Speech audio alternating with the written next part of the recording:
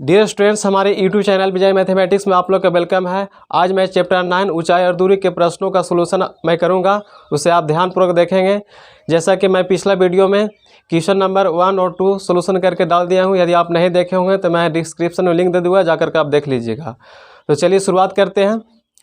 तो question number 1 2 solution कर दिया गया है।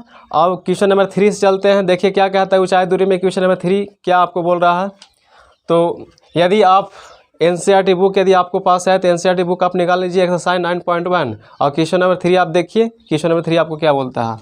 बोल रहा है कि एक ठेकेदार बच्चों को खेलने के लिए एक पार्क में 2 फिसलन पट्टी लगाना चाहती है। एक ठेकेदार है जो बच्चों को खेलने के लिए एक पार्क में जो है 2 फिसल पट्टी लगाना चाहती है। 5 वर्ष के बच्चों के लिए वह एक ऐसी फिसल पट्टी लगाना चाहती है जिसका शिखर 1.5 मीटर की ऊंचाई पर हो और भूमि के साथ 30 डिग्री कोण झुका हुआ हो। यानी कहने मतलब है कि जो ठेकेदार जो है वो 2 प्रकार के फिसल पट्टी लगाना चाहता है। ठीक है, एक जो है 5 वर्ष के कम उम्र के बच्चों के लिए और दूसरा जबकि इससे अधिक उम्र के बच्चों के लिए वह 3 मीटर की ऊंचाई पर एक अधिक ढाल की फिसल पट्टी लगाना चाहती है जो भूमि के साथ 60 डिग्री कोण बनाती है। यानी ठेकेदार जो है 2 प्रकार के फिसल पट्टी लगाना चाहता है। एक जो है 5 वर्ष से कम उम्र के लिए बच्चों के लिए और दूसरा जो है 5 वर्ष से अधिक उम्र के बच्चों के लिए। तो जो 5 वर्ष से जो कम उम्र के बच्चों को लगाना चाहता है उसका हाइट कितना बता रहा है, 1.5 मीटर ऊंचाई पर बता रहा है। और भूमि के साथ जो फिसल पट्टी जो है कितना डिग्री कोण बना रहा है, 30 डिग्री कोण बना रहा है। तो चलिए देखते हैं। यहाँ पे देखिए एक फिसलन पट्टी आपका है, ये आपका फिसलन पट्टी है। अब ये फिसलन पट्टी जो आपका है, ठीक है, ये 5 वर्ष से कम उम्र के बच्चों के लिए है। मान लीजिए इसका मान लेते हैं ए बी हाइट पर जो है ये फिसलन पट्टी जो है इस लगाया गया। ए बी आपका हाइट हो गया। इतना हाइट पर इसका शीर्ष जो है इसे बता रहा है कि 1.5 मीटर के हाइट पर जो है इस फिसलन पट्टी को लगाया गया। और फिसलन पट्टी जो है भूमि के साथ कितना का एंगल बना रहा है, तो भूमि के साथ आपको 30 डिग्री का कोण बना रहा है, 30 डिग्री। ठीक है, इसमें फिर क्या क्या, जबकि इससे अधिक उम्र के बच्चों के लिए वह 3 मीटर की ऊंचाई पर एक अधिक ढाल की फिसल पट्टी लगाना चाहती है। इससे जो है ये 5 वर्ष के कम उम्र के बच्चों के लिए हो गया। अब इससे अधिक उम्र के बच्चों के लिए क्या हो गया कि ये जो है से 3 मीटर की ऊंचाई पर, मतलब यहाँ से यहाँ तक की हाइट जो है बता रहा है कि 3 मीटर की ऊंचाई पर जो है एक दूसरा फिसला पट्टी लगाना चाहती है। और इसका जो झुकाव जो बता रहा है, ठीक है, ये जो है एंगल बना रहा है धरती के साथ, ज़मीन के साथ कितना बना रहा है 3 मीटर की ऊंचाई पर एक अधिक ढाल की फिसल पट्टी लगाना चाहती है जो भूमि के साथ 60 डिग्री कोण बनाती है। ये जो है जो 5 वर्ष से ज़्यादा उम्र के बच्चों के लिए जो है जो 3 मीटर के हाइट पर जो इसका शीर्ष जो आ रहा है, ये पट्टी जो लग रहा है, ये जो है ये ज़मीन के साथ, भूमि के साथ आपको 60 डिग्री कोण बना रहा है। तो बता रहा है, पूछ रहा है कि प्रत्येक स्थिति में फिसलन पट्टी की लंबाई क्या होनी चाहिए। तो बता रहा है कि फिसलन पट्टी जो लगा है, ठीक है, इसको सीरियल नाम लेते हैं AC, एक फिसलन पट्टी हो गया। दूसरा नाम लेते हैं DE, यानी एक पट्टी हुआ AC और दूसरा हुआ DE। तो आपका AC के लंबाई निकालने बोल रहा है और DE की लंबाई निकालने के बोल रहा है। तो चलिए स्टार्ट करते हैं। देखिए यहाँ पर 2 त्रिभुज बन रहा है। यहाँ पे आपका जो है 2 त्रिभुज बन रहा है।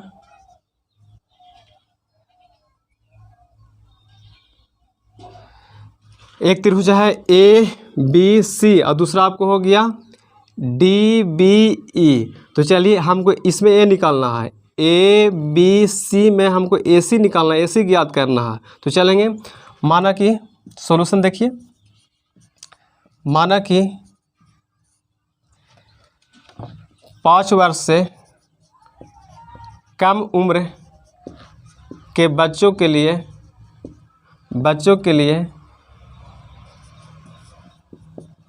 फिसलन पट्टी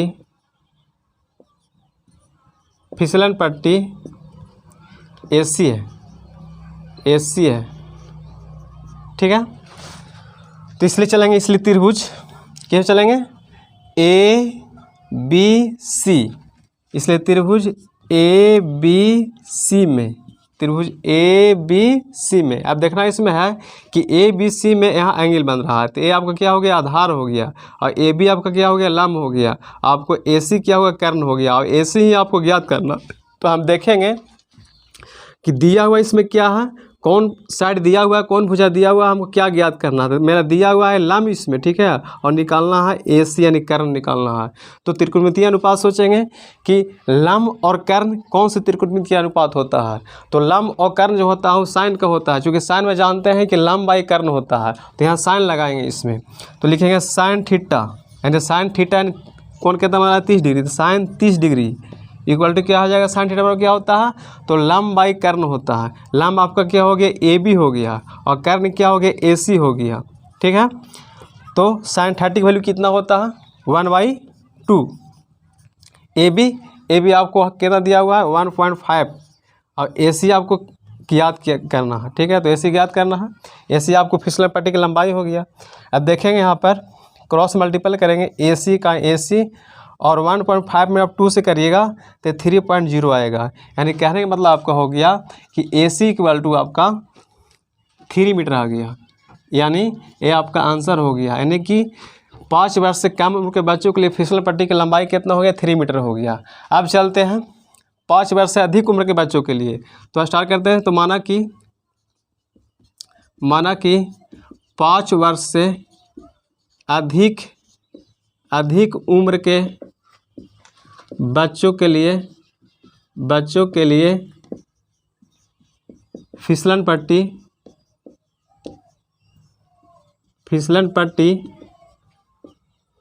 की लंबाई क्या है, DE है, लंबाई DE है, समझे।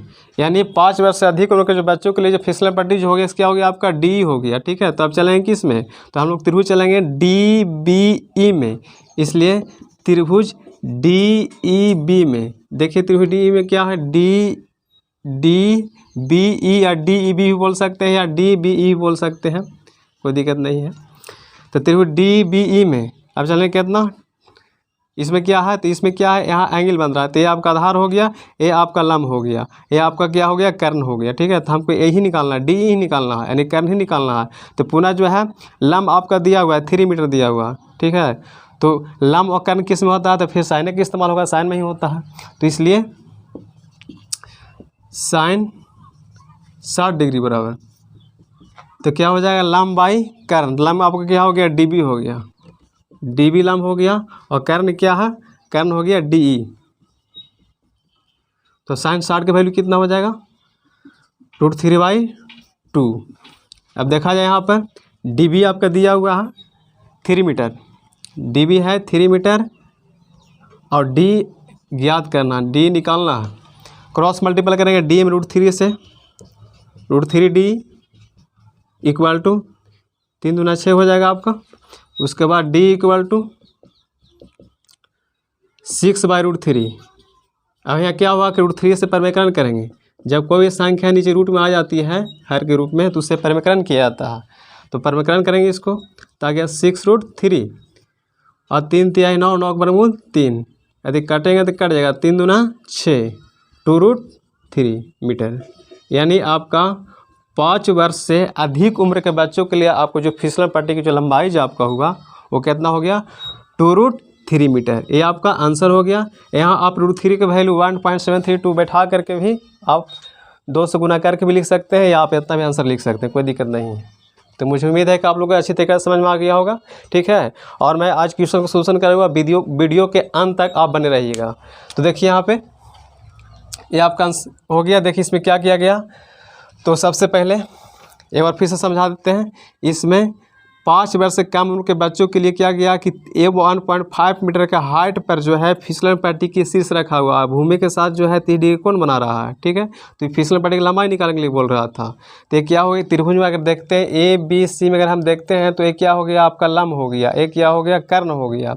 तो लंब और कर्ण दिया हुआ लंब है, ज्ञात करना है हमको, कर्ण ज्ञात करना है। फिसलन पट्टी की लंबाई AC है चूँकि, इसलिए हमको कर्ण ही ज्ञात करना है। तो हम देखेंगे किस त्रिकोणमितीय अनुपात में लंब और कर्ण होता है, तो साइन में होता है, लंब बाई कर्ण होता है, तो साइन के ही इस्तेमाल करके निकाला गया। फिर दूसरा देखा जा रहा है कि 5 वर्ष से अधिक उम्र के बच्चों के लिए हाइट कितना बता रहा है, तो 3 मीटर बता रहा है। 3 मीटर हाइट पर जो है इसका शीर्ष है फिसलन पट्टी का, तो फिसलन पट्टी का शीर्ष 3 मीटर का हाइट पर हो गया यहाँ पर। यानी कि आपका लंब हो गया 3 मीटर, और ये फिसलन पट्टी हो गया, ये कर्ण हो गया इस त्रिभुज में। तो फिर लंब और कर्ण यानी लंब दिया हुआ आपको कर्ण ज्ञात करना है, तो फिर हम साइन का ही इस्तेमाल किए और इस प्रकार फिसल पट्टी की लंबाई निकल गया। तो 5 वर्ष से कम उम्र के बच्चों के लिए 3 मीटर आया फिसल पट्टी की लंबाई, और 5 वर्ष से अधिक उम्र के बच्चों के लिए कितना आया 2√3 मीटर। तो चलिए जल्दी से नोट करिए।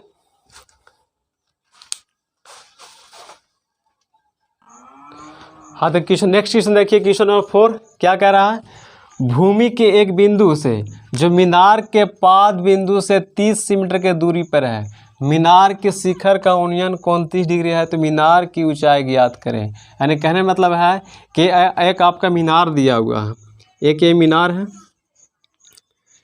ये मीनार के बारे में क्या बोल रहा है कि भूमि के एक बिंदु से जो मीनार के पाद बिंदु से, यानी कि मीनार के जो पाद बिंदु है नीचे वाला बिंदु, ठीक है, इस बिंदु से भूमि के एक बिंदु है, एक बिंदु से भूमि पर किसी बिंदु से ही मीनार के पाद बिंदु से 30 मीटर की दूरी पर है, ठीक है। यानी कि मीनार के इस पाद बिंदु से भूमि पर के बिंदु जो है वो 30 मीटर की दूरी पर है। ये बिंदु जो है 30 मीटर के दूरी है। माना कि ए भी मीनार था, ए भी मीनार है और सी एक बिंदु है जो ये मीनार के पाद बिंदु से 30 मीटर की दूरी पर कह रहा है। मीनार के शिखर का उन्नयन को देखिए, मीनार का शिखर ए हुआ, ए पाद बिंदु बी हुआ, शिखर ए हो गया आपका, तो कह रहा है मीनार के शिखर का उन्नयन कोण 30 डिग्री है। कह रहा है कौन बिंदु पर, इस बिंदु पर। फिर से क्वेश्चन देखिए, भूमि के एक बिंदु से, यानी भूमि के एक जो बिंदु है जो इसको पाद बिंदु से 30 मीटर दूरी पर है, वहाँ पर ये शिखर का जो उन्नयन कोण जो बन रहा है वो कितना बन रहा है, 30 डिग्री बन रहा है। ये शिखर पर उन्नयन कोण जो बन रहा है वो 30 डिग्री बन रहा है। तो मीनार के शिखर उन्नयन कोण 30 डिग्री है, तो मीनार की ऊंचाई ज्ञात करें। तो मीनार के आपका ये ऊंचाई निकाले कह रहा है, ये भी आपको ज्ञात करना है, ठीक है। तो चलिए सोल्यूशन करते हैं। इसमें क्या है देखिए स्टूडेंट्स, सबसे पहले ऊंचाई और दूरी में क्या होता है कि इसमें फिगर का इंपॉर्टेंस होता है, ठीक है। यदि आप बना लेते हैं क्वेश्चन पढ़ करके, यदि आप फिगर को आप बना ले रहे हैं, ठीक है, तो समझिए कि आपका क्वेश्चन का सोल्यूशन 50% हो गया, ठीक है। तो सबसे पहले कोशिश करिए कि क्वेश्चन को पढ़िए, क्वेश्चन पढ़ने के बाद जो है उसको फिगर बनाइए कि आखिर इसको फिगर किस तरह से बनेगा। अगर फिगर आप बना लेते हैं सही तरीक़ा से तो आप क्वेश्चन जो है सोल्यूशन आराम से कर लीजिएगा। तो आप फिगर बनाने के पहले ट्राई करिए और क्वेश्चन को लाइन बाय लाइन पढ़िए, ठीक है। लाइन जितना बार क्वेश्चन को आप पढ़िएगा, क्वेश्चन आपको कमज़ोर होते जाएगा, ठीक है, और क्वेश्चन आसानी पर समझ में आ जाएगा। यदि एक बार क्वेश्चन आप पढ़ते हैं आपको समझ में नहीं आता है, ठीक है, तो आग बकाने की बात नहीं है, वहाँ धैर्य खोना नहीं है।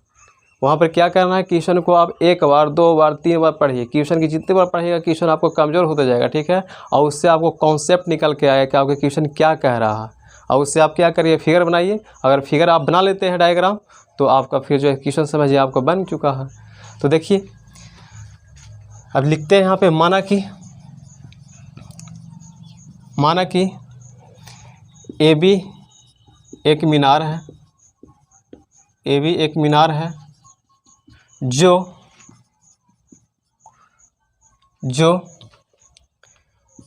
भूमि के या जिसका शिखर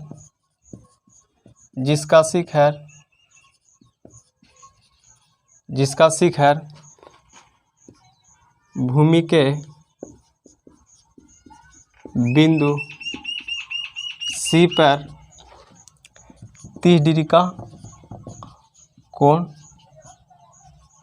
बनाती है, 30 डिग्री कोण बनाती है, तथा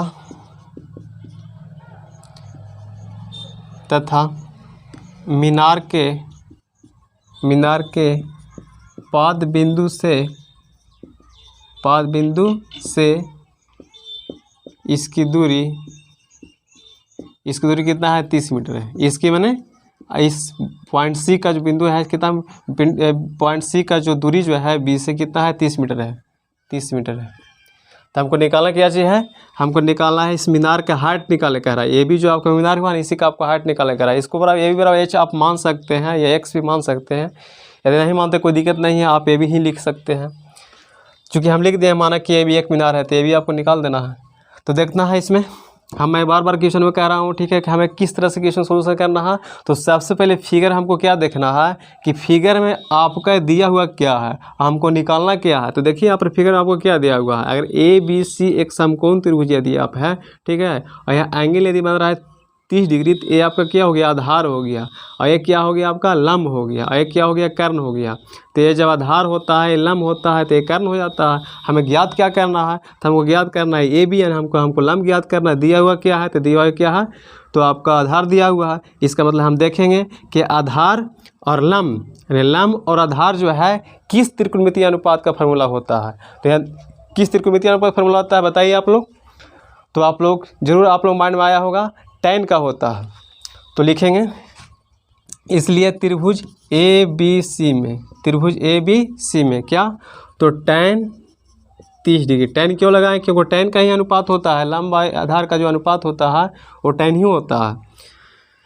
तो यहाँ देखिए, लंब आपका क्या हो गया, ए बी, लंब बाय आधार होता है, आधार क्या हो गया आपका, बी सी। यदि ये चीज़ आदि आप नहीं पढ़े, त्रिकोणमितीय अनुपात नहीं पढ़े हैं, तो मैं एनसीईआरटी बुक का जितना भी क्वेश्चन त्रिकोणमिति से संबंधित जो भी है एक्सरसाइज, वो सही क्वेश्चन का सोल्यूशन मैं डाल दिया हूँ, और उसमें डिटेल करके मैं बताया हूँ। यदि आप लोग नहीं देखे हैं तो मेरा वीडियो जाकर देख लीजिएगा, आपको बहुत ही आसान तरीक़ा से आपको समझ में आ जाएगा। ठीक है, एक किसका किसका अनुपात होता है सब मैं बता दिया हूँ। देखिए tan 30 का वैल्यू कितना हो गया, तो tan 30 का वैल्यू कितना होता है, तो 1/√3, 1/√3। और ए बी आपको निकालना है। बी सी क्या है, बी सी कितना दिया हुआ है, तो 30 मीटर दिया हुआ है। चलिए यहाँ पर देखिए, अब क्रॉस मल्टीपल करते हैं, तो ए बी में √3 से करें तो कितना हो जाएगा, √3 ए बी होगा। उसके बाद 30 में 1 से 30 आ जाएगा। ए बी इक्वल टू क्या हो जाएगा, 30/√3। ठीक है, 30/√3। तो हम जस्ट यही बताएं कि यदि हर में यदि आपको रूट में कोई संख्या आता है तो उसे परिवर्तन किया जाता है, तो इसे आप परिवर्तन कर दीजिए। तो परिवर्तन कर दिए, कहता है 30√3, आपका 3 3 9, और 9 का वर्गमूल आपका 3 निकल के आएगा। इसको काटिएगा तो 10×3 यानी 10√3 मीटर। अतः यह लिख देंगे, अतः मीनार की ऊंचाई बराबर कितना आ गया, 10√3 मीटर। ये आंसर हो गया। चलिए, तो मुझे उम्मीद है समझ में आया होगा आप लोग। इसे आप स्क्रीनशॉट ले लीजिए, या तो फिर इसे आप नोट करिए जल्दी। अगला क्वेश्चन को चलते हैं।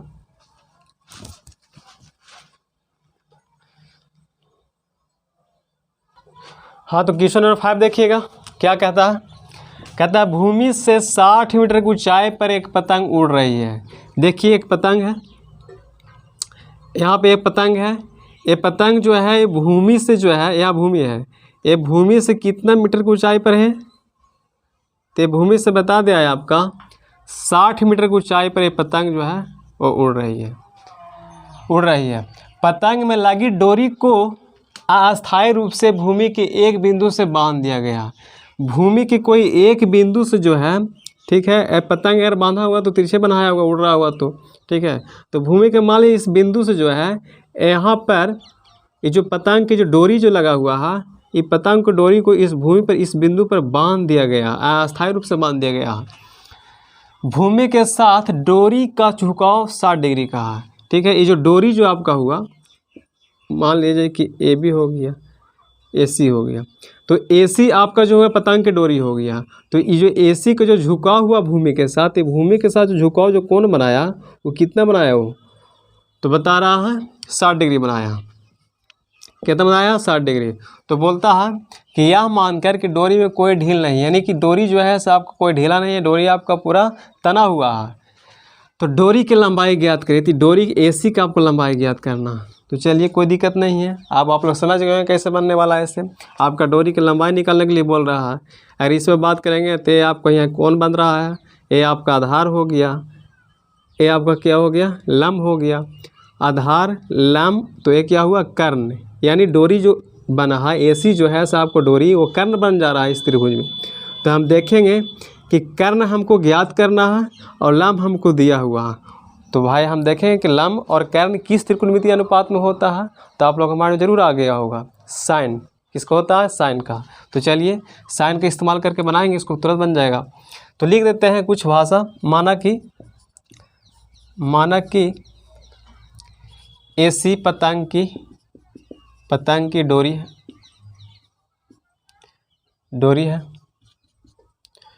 जो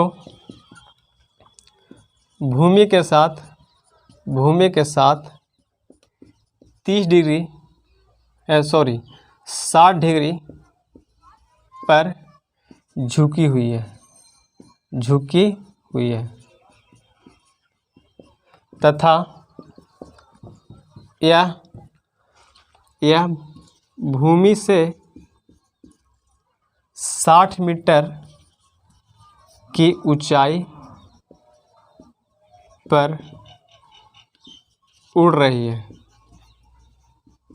देखिए कुछ जो है ऐसा आपको भाषा कुछ लिखना पड़ता है, क्योंकि मैट्रिक एग्जामिनेशन में क्वेश्चन 5 नंबर में पूछता है 5 मार्क्स में, तो आपको कुछ लिखना पड़ेगा भाषा के रूप में वहाँ पर, ठीक है। उसके बाद जो है कैलकुलेशन करिए आप। तो इसलिए चलेंगे किसमें, इसलिए त्रिभुज ABC में, या लिख सकते हैं समकोण त्रिभुज ABC में लिख सकते हैं, चल देते हैं। इसलिए समकोण त्रिभुज ABC में क्या होता है, हम लंब दिया हुआ है, निकालना हमें क्या है, एक कर्ण। ऐसे ही पतंग की डोरी वन एक कर्ण हो गया, ऐसे ही निकालना है आपको है। तो लंब और कर्ण किस में आता है, तो साइन में आता है। तो चलिए चलते हैं, साइन 60 डिग्री लंब बाई कर्ण, लंब आपका क्या हो गया AB, कर्ण AC। साइन 60 की वैल्यू कितना होता है, √3/2, याद है ना फार्मूला, √3/2 होता है। AB कितना दिया हुआ है, 60 डिग्री। AC आपको ज्ञात करना, AC ही पतंग की डोरी है। चलिए यहाँ से क्रॉस मल्टीपल करते हैं, AC में √3AC इक्वल टू 60 दूनी 120, तो AC इक्वल टू क्या हो जाएगा, 120/√3। फिर देखिए आपका √3 हर में आ गया, फिर आप √3 इस पर विकलन करिए, इसमें √3 120 √3, और देखिए आप 3 3 9 9 3 आ जाएगा, काटिए 4 3 12 40 √3 मीटर। यानी आपका पतंग की डोरी की लंबाई जो हो गया, कितना हो गया, 40 √3 मीटर लिख देंगे। अतः पतंग की डोरी की लंबाई बराबर क्या हो गया, 40 √3 मीटर। ये आपका आंसर हो गया। चलिए तो जल्दी से नोट करिए आप।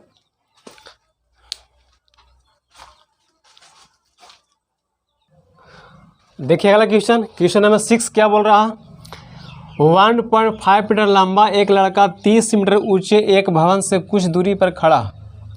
चलिए एक भवन है, एक हम भवन ले लेते हैं।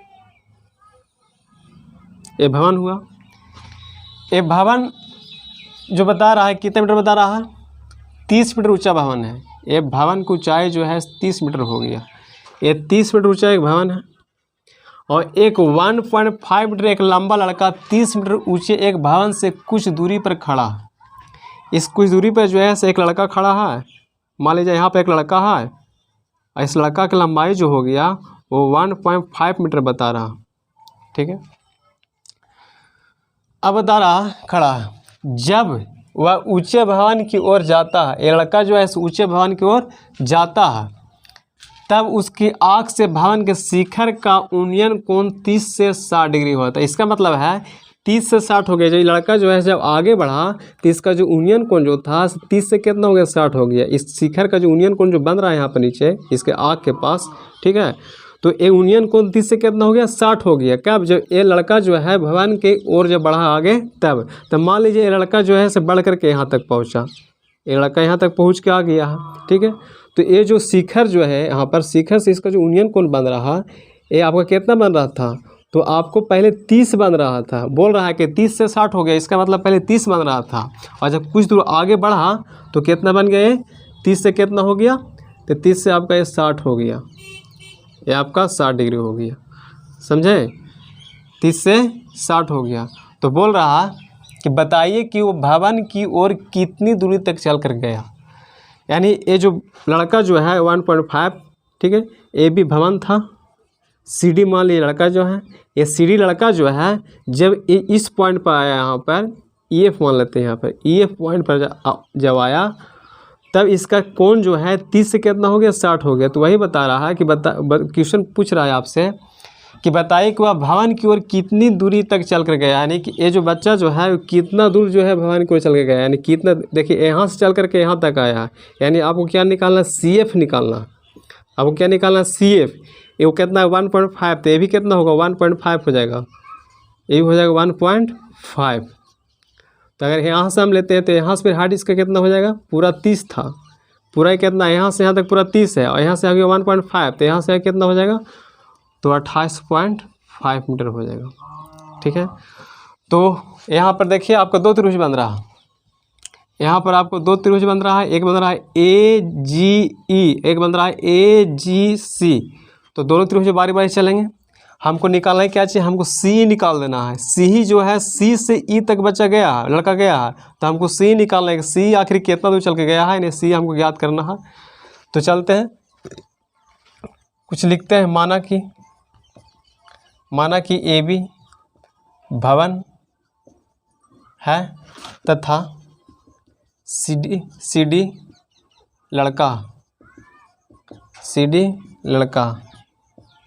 मान लीजिए AB भवन हो गया, CD क्या हो गया, लड़का हो गया। लड़का भवन की ओर E बिंदु तक जाता, तो यूनियन कोण 30 डिग्री से 60 डिग्री हो जाता। चलिए इतना लिख दिए। उसके बाद चलेंगे आप, पहले आप चलिए छोटा त्रिभुज में AGE में चलेंगे। AG में क्या हो गया, तो A आपका क्या दिया हुआ है, A आपका हाइट है, यानी A आपका लंब हो गया, और A क्या हो गया, आपका आधार हो गया। ठीक है, A लंब हुआ, A आधार हुआ।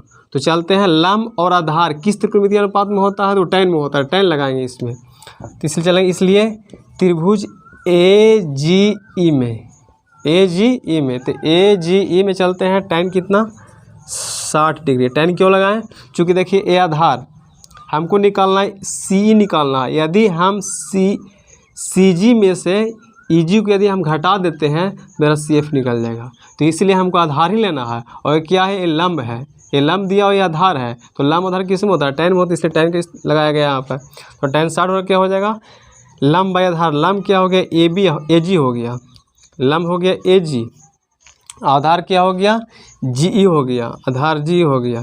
तो tan 60 का वैल्यू कितना होगा, √3 होता। AG कितना हो रहा था, 28.5। GE ज्ञात करना, अरे यहाँ चलते हैं तो देखा जा, क्रॉस मल्टीपल करेंगे तो G √3 से √3G इक्वल टू 28.5। यदि यहाँ से हम G निकाल लेते हैं, G इक्वल टू तो 28.5/√3। चलिए अब इसको समीकरण फर्स्ट मान लीजिए। अब बड़ा त्रिभुज चलेंगे, AGC में चलेंगे। अब त्रिभुज AGC में, तीसरा वही हो गया लंब, ये पूरे आधार हो गया, ए लंब AG लंब हुआ, ठीक है, आधार क्या हो गया, पूरे हो गया, CG हुआ, आधार हो गया CG। तो tan इसमें कितना आ गया, पूरा अगर त्रिभुज ले रहे हैं AGC ले रहे हैं तो इसमें कितना कोण बन रहा है, तो इसमें 30 डिग्री बन रहा था, tan 30 हो जाएगा, tan 30। तो लंब बाई आधार, लंब क्या हो गया AG, लंब AG हो गया, और आपका आधार देखा जाए तो क्या हो गया, CG हो गया, GC या CG लिख सकते हैं। tan 30 का वैल्यू होता है 1/√3, और AG तो वही हो गया 28.5, और CG कितना हो गया, CG देखिए CG, तो CG में हम क्या लिख सकते हैं, CE प्लस EG लिख सकते हैं, CE प्लस EG या GE भी लिख सकते हैं, CE प्लस G लिख सकते हैं, G कर EG या G लिखिए, कोई दिक्कत नहीं है। अब देखा जाए यहाँ पर क्रॉस मल्टीपल करेंगे हम, तो 28 इतना 1 से करेंगे तो CE प्लस GE, और √3 में 28 से, तो 28.5/√3। अब देखिए यहाँ पर कि जी का वैल्यू जो है आपका ज्ञात है यहाँ पर, या आप यहाँ पर √3 GE 28.5 आया है, और यहाँ पर कितना आया है, जी इक्वल टू क्या हो गया 28.5/√3 आया है। तो हम यहाँ वैल्यू पुट कर देंगे। सी हमको ज्ञात करना है क्योंकि बच्चा जो है सी ही चल के गया है, तो सी हमको ज्ञात करना है। जी की वैल्यू पुट करेंगे यहाँ पर, तो जी कितना निकल के मेरा आया इसमें, फर्स्ट देखिए 28.5/√3, तो लिखे 28.5/√3 इक्वल टू 28.5/√3। अब यहाँ से क्या करना है, सी इक्वल टू 28.5/√3, अभी प्लस में है, इसको उस तरफ भेजेंगे क्या हो जाएगा, माइनस में होगा 28.5/√3। इसमें क्या करना है कि यदि आप एलसीएम लेते हैं यहाँ पर तो हो जाएगा √3, और यहाँ हो जाएगा तो 28.5 और √3 करेंगे 3 3 9 9 3 हो जाएगा माइनस 28.5। चलिए इधर नोट कर इधर मिटाते हैं, समझ में आ गया होगा आप लोग का, या स्क्रीनशॉट ले लीजिए। इसके बाद आगे चलते हैं।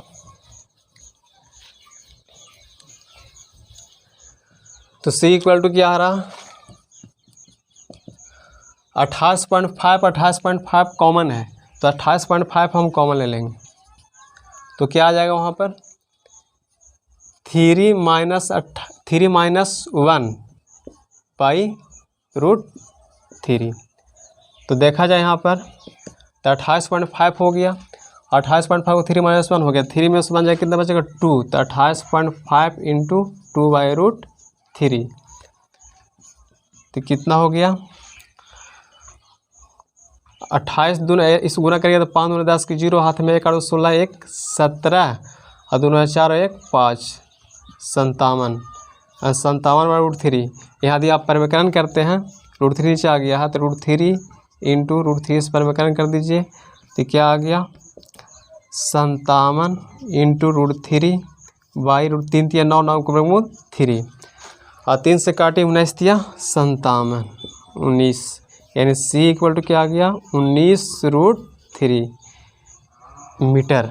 देखिए यहाँ पे, यानी C बच्चा जो है यहाँ से चल करके यहाँ तक आया था, C ही आया, ठीक है। इसका मतलब है कि बच्चा कितना दूरी ज्ञात किया, यही पूछ रहा था आपको कि बताइए कि वह भवन की ओर कितनी दूरी तक चल कर गया। तो भवन की ओर C से E तक आया था, तो CE आपका निकल गया, कितना आ गया C इक्वल टू तो 19√3 मीटर। यानी बच्चा जो है आपका से C से E तक भवन की ओर क्या दूरी चल गया, तो 19√3 मीटर चल के गया, ठीक है। यहाँ पर √3 की वैल्यू भी पुट कर सकते हैं, या तो इतना आप आंसर लिख सकते हैं, तो ये आपका आंसर हो गया। तो मुझे उम्मीद है कि आप लोग के क्वेश्चन समझ में आया होगा, तो जल्दी से नोट करिए।